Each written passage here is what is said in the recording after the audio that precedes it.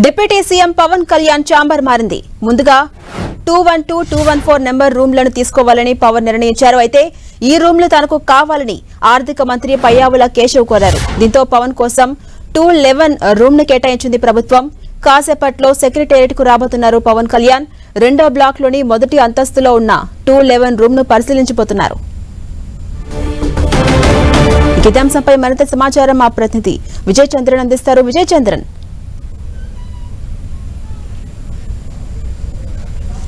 ఆంధ్రప్రదేశ్ ఉప ముఖ్యమంత్రి పవన్ కళ్యాణ్కి సంబంధించినటువంటి పేసీ కేటాయింపు విషయంలో కొంత మార్పు జరిగినట్లు మనకు సమాచారం అందుతోంది. మొదట ఆయనకు 212లో ఆయనకు కేటాయించడం జరిగింది.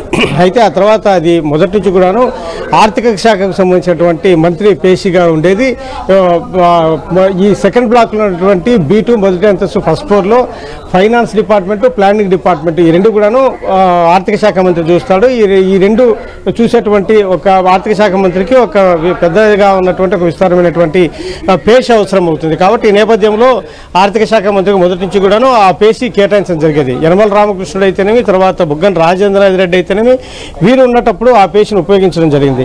ఆ తర్వాత ఇప్పుడు పయ్యావుల కేశవులు ఆర్థిక శాఖ మంత్రిగా వచ్చిన తర్వాత అదే కేసీ కేటాయిస్తామనుకున్నారు. అయితే కనుక పవన్ కళ్యాణ్ ఉప మంత్రిగా ఉంటున్నాడు కాబట్టి, ఆయన ఒక పార్టీకి అధ్యక్షుడిగా ఉంటున్నాడు కాబట్టి ఆయనకు ఉన్నటువంటి అవసరాల దృష్ట్యా, లేకుంటే పవన్ కళ్యాణ్కు వచ్చేటువంటి అభిమానుల తాకిడి ఏదైతే ఉందో దానికి సంబంధించి వారు ఎవరైనా కూడా పెద్ద ఎత్తున వస్తే కనుక వారికి సంబంధించి ఆయన మీద పడ్డమైతేనేమి, తర్వాత చేతులు టచ్ చేసే ప్రయత్నం చేయడం అయితేనేమి, ఇవన్నీ కూడా చేసే ప్రయత్నం ఉంటుంది. కాబట్టి ఈ నేపథ్యంలో దానికి సంబంధించి కొంత ఇబ్బందికర పరిస్థితులు ఉంటాయి అని చెప్పేసి అనుకుంటా ఉన్నారు. ఈ నేపథ్యంలో పవన్ కళ్యాణ్కి సంబంధించినటువంటి ఈ పేసీలో కొంత మార్పు అయితే చేయడం జరిగినట్లుగా మనకు సమాచారం అందుతుంది.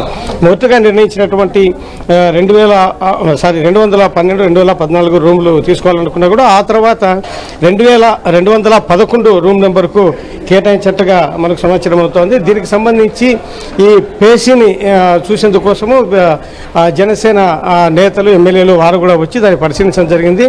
మరి కాసేపట్లో పవన్ కళ్యాణ్ కూడా ఈ పేసీకి వచ్చి ఇక్కడ ఈ పేసీని పరిశీలించి తనకు కావాల్సినటువంటి ఏ విధంగా మార్పు చేర్పులు చేయాల్సి ఉంటుంది, దానికి సంబంధించినటువంటి ఏమైనా అదనపు అయితే అవసరం అవుతుందా, వీటన్నిటిని ఆయన పరిశీలించే అవకాశం ఉంటుంది. ఇప్పుడు మనము ఆ 211 పేసీ దగ్గరికి వెళ్తా ఉన్నాము. చెప్పండి. అలాగే విజయ్ చంద్రన్, రేపు ఇదే రూమ్ లో పవన్ కళ్యాణ్ డిప్యూటీ సీఎం గా బాధ్యతలు స్వీకరించబోతున్నారా?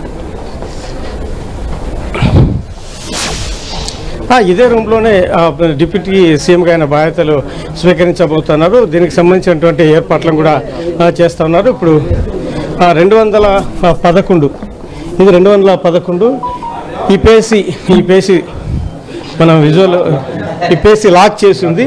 ఎందుకంటే ఇప్పుడు ఈ పవన్ కళ్యాణ్ దీనికి వచ్చి పరిశీలిస్తారు కాబట్టి అధికారులు వచ్చి ఈ పేసీని ఎవరే కానీ లోపలికి వెళ్ళకోకుండా లాక్ చేసుకోవడం జరిగింది. డిపార్ట్మెంట్కి చెందినటువంటి వాళ్ళు దీనికి సంబంధించినటువంటి ఎటువంటి ఏర్పాట్లు చేస్తున్నారనే మటుకు వేచి చూడాల్సి ఉంది.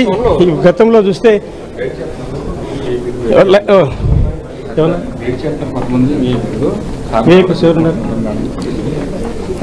జనసేన నేతలు కూడా ఇక్కడ మనం విజువల్లో చూడొచ్చు. వాళ్ళు పవన్ కళ్యాణ్ కోసం వెయిట్ చేస్తూ ఉన్నారు. వీళ్ళు కొంతమంది ఇక్కడికి వచ్చినటువంటి నాయకులు వీరు కూడాను పేసీని పరిశీలించడం జరిగింది. గతంలో చూస్తే కనుక ఈ పేసీ ఉంది. ఇది ఫైనాన్స్ మినిస్టర్కి సంబంధించినటువంటి పేసీ. ఈ పేసీ ఉండేది. అయితే ఈ పేసీని కొన్ని అవసరాల దృష్ట్యా పయ్యావుల కేసులకు అవసరమైన నేపథ్యంలో దీన్ని కొంత మార్పులు అయితే కనుక చేసే పరిస్థితి అని చెప్పొచ్చు. మరి కాసేపట్లో పవన్ కళ్యాణ్ ఇక్కడికి రానున్నారు. పవన్ కళ్యాణ్ వచ్చిన తర్వాత ఈ పేసీలో ఆయన పరిశీలించి 211 పేసీని పరిశీలించి అందులో తనకు కావాల్సినటువంటి ఏర్పాట్లు ఏవైతే ఉన్నాయో అవి చూసేవాడు. గతంలో దీనికి సంబంధించి మనం చూస్తే ఈ పేసీ కూడాను విస్తారంగానే ఉంటుంది, బాగుంటుంది. కాబట్టి ఈ నేపథ్యంలో ఈ పేసీ అయితే బాగుంటుందని చెప్పేసి నిర్ణయం తీసుకోవడం జరిగింది. ఈ పేసీకి పూర్తి స్థాయిలో భద్రత కూడా కల్పించడం జరిగింది. ఎవరు లోనికి వెళ్ళకోకుండా ఏర్పాట్లు చేస్తూ ఉన్నారు. అధికార యంత్రాంగం అంతా కూడాను దీనికి సంబంధించినటువంటి ఏర్పాట్లు చేయడం జరుగుతుంది. ఎందుకంటే పవన్ కళ్యాణ్కు సంబంధించి కొంత అభిమానుల తాకి ఉంటుంది కాబట్టి ముఖ్యమైన నేతలు ఎవరైనా వచ్చినా కూడా వారిని కలవడం కోసం కూడాను ఇది వ్యవసాయ శాఖ మంత్రికి కేటాయించినటువంటి గతంలో ఈ పేసీని ఎవరు ఇప్పుడు లోపల వెళ్ళకోకుండా దాన్ని లాక్ చేయడం జరిగింది. ఇప్పటికే దానికి సంబంధించినటువంటి కొంత శుభ్రం చేయడం అయితేనే కొంత ఫర్నిచర్ ఏర్పాటు ఇవన్నీ కూడా చేయడం జరిగింది. జనసేన నేతలు వారందరూ కూడా దీన్ని పరిశీలించడం జరిగింది.